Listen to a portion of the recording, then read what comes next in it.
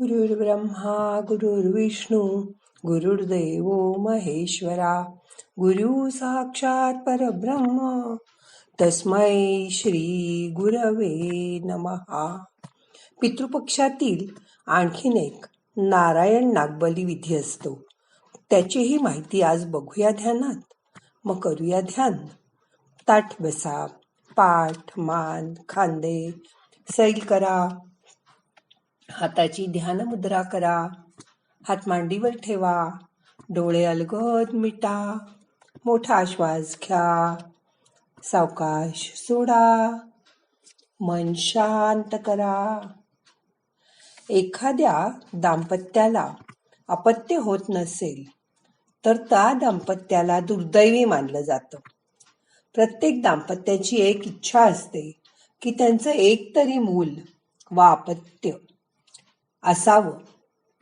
अपत्याशिवाय कौटुंबिक जीवन अर्धवट वाटते. मुलांसाठी प्रेम, वात्सल्य ह्या भावना मनात नैसर्गिक असतात आणि या भावनांची पूर्तता न झाल्यास मनुष्य दुःखी होतो. एक वेळ गरिबी परवडते. आर्थिक सुबत्ता नसली तरी चालते, परंतु आपल्याला अपत्य सुख मात्र हवंसं वाटतं. आजच्या आधुनिक युगात अपत्य प्राप्तीसाठी टेस्ट ट्यूब बेबी पद्धतीचा उपयोग केला जातो. दाम्पत्य कर्ज काढून परवडत नसेल तरी आधुनिक उपाययोजना करून घेतात. परंतु विविध प्रयत्नांनीही सकारात्मक परिणाम कधीकधी मिळत नाहीत. तेव्हा निराशेनेच अशी मंडळी फलज्योतिषाकडे धाव घेतात. फलज्योतिषी वैद्यकीय उपायांच्या अपयशाचा अभ्यास करतात.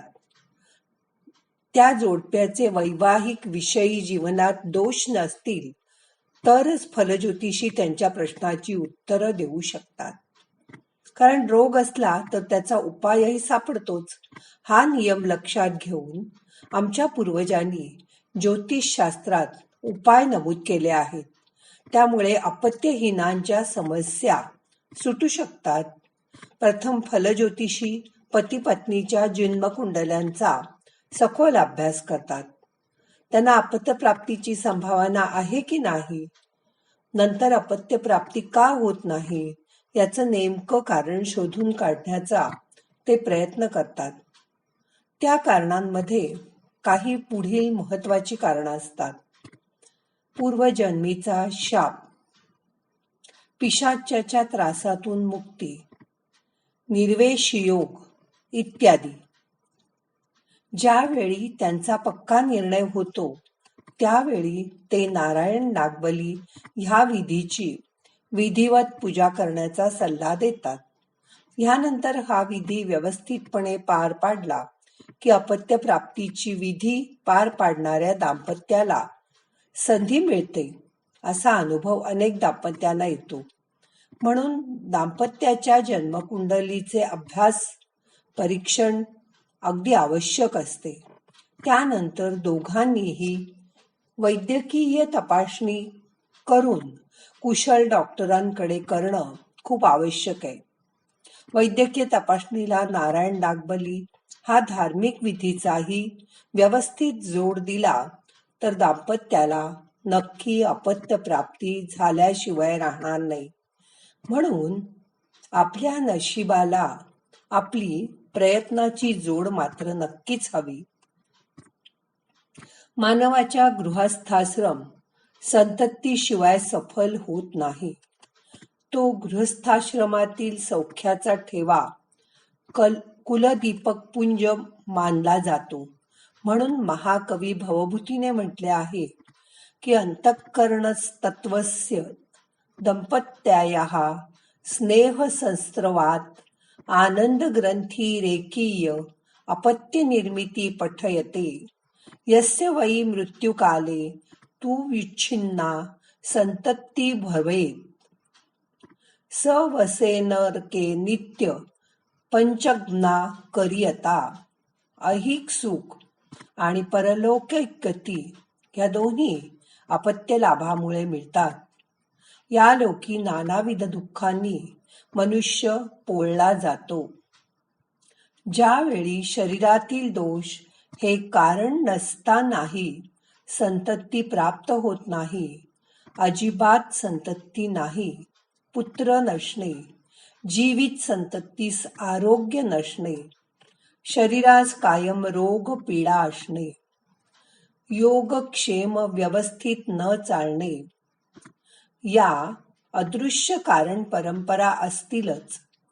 पण याचा विचार करून ती प्रथम नमूद केली आहेत.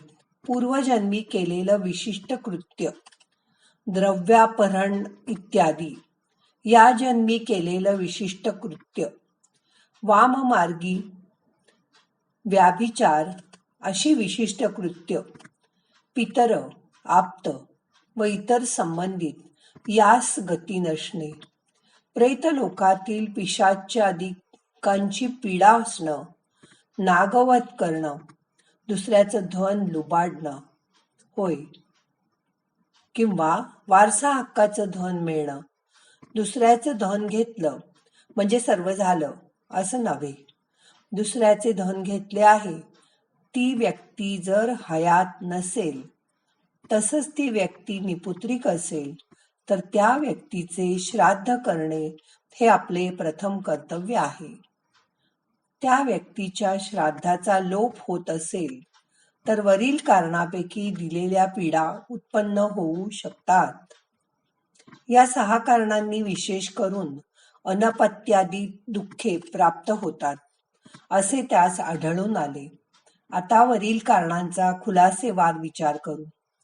पितरास गती नसणे म्हणजे सृष्टिक्रमाप्रमाणे त्यास पितृलोक न मिळणे, म्हणजे तृप्ती नसणे. यामध्ये पुष्कळ गोष्टी अंतर्भूत आहेत. शास्त्रकारांनी असे ठरवले आहे की ज्ञानराजाचे संचालक ऋषी आहेत व अधिभूत स्थल राजाचे संचालक देवतागण आहेत आणि अधिभौतिक स्थल राजाचे संचालक हे नित्य पितर आहेत. अर्थात पितरांचे तृप्तीने ऐहिक सुखाचा लाभ होतो. त्यांची तृप्ती म्हणजे त्यांना उद्देशून श्राद्ध करणे. आता श्राद्ध म्हणजे काय याचाही विचार क्रमप्राप्तच आहे. श्राद्ध या शब्दात श्रद्धा हा मुख्य शब्द आहे. आपला जन्म ज्या कुलात झालेला असतो त्या कुलातील तसेच माता महादी कुलातील मृत पूर्वजांचा प्रेत व पितर तृप्ती करत असताना त्यांच्या तृप्तीने लाभणारी सत्संतती व चिरसंपत्ती याकरता तिलदर्भादिकांनी सविधी दिलेल्या अन्नोदक रूपी पितृयज्ञाला श्राद्ध असे म्हणतात. श्राद्धाशिवाय कितीही पवित्र व कितीही मूल्यवान पदार्थ असतील तरी पितर ग्रहण करू शकत नाहीत. श्रद्धापूर्वक असूनही विनामंत्राने दिलेले अन्नोदक पितरांना मिळत नाही, असं स्कंद पुराण महेश्वर खंड, कुमारिका खंड, अध्याय 35-36 यामध्ये सांगितलेलं आहे. हे पितर कमोधीन नाहीत. या नित्य पितरांचे 21 गण आहेत. ते श्राद्ध भाग पोचवण्याचे काम करतात. श्राद्धादी पितृकार्य करणारा निरोगी, दीर्घायू, सुपुत्रवान, श्रीमान धनोपार्जक असा होतो व परलोकी त्यास तृप्ती मिळते. म्हणून साधन सोडून साध्याची प्राप्ती कशी होणार? आयु, प्रजा, धन, विद्या, मोक्ष सुखानीच प्रयच्छन्ति यथा राज्य नृणा पितामहा. पितृशापाने संतती विच्छेद होतो. योग्य बांधवांशी वैर उत्पन्न होते. पशु, द्रव्य याचा विनाश होतो. मनुष्य व्यसनाधीन होतो. अशी दुःखे निर्माण होतात. कुटुंबातील लोक धर्मभ्रष्ट, नीतिभ्रष्ट होतात. थोडक्यात घराची कळाच नष्ट होते.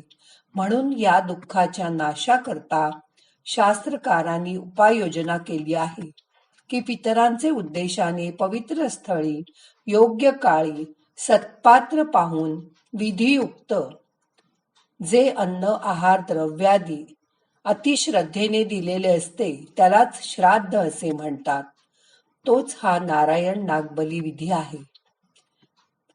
पित्रार्जित संपत्ती करता कर्तव्य म्हणून त्यांचे वृद्धापकाळी त्यांची सेवा करणं हे जसं कर्तव्य आहे, तसंच मरणोत्तर त्यांना आर्यमादी पितृदेवा करता आणि जगत पालन करत्या विष्णू प्रित्यर्थ सत्संतती चिरसंपत्ती त्यांच्या लाभाने पूर्ण होणाऱ्या गृहस्थ धर्माकरता हे अनुष्ठान प्रथम वेदांनीच निर्माण केले आहे.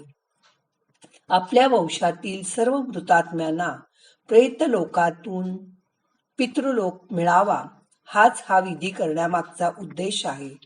शास्त्र सांगलेला जो एकंदर श्राद्ध विधी आहे त्यातील हाच भाग प्रमुख आहे.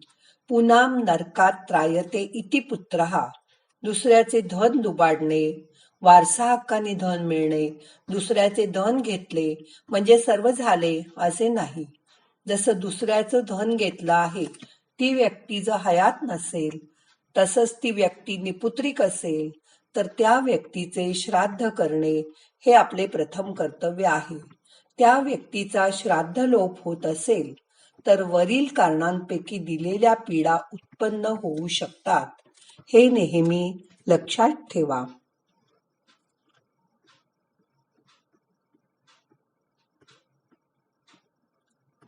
आता आजचे ध्यान संपवायचे. प्रार्थना म्हणूया. नाहम करता हरिकर्ता हरिकर्ता हि केवलम. ओम शांती शांती शांती.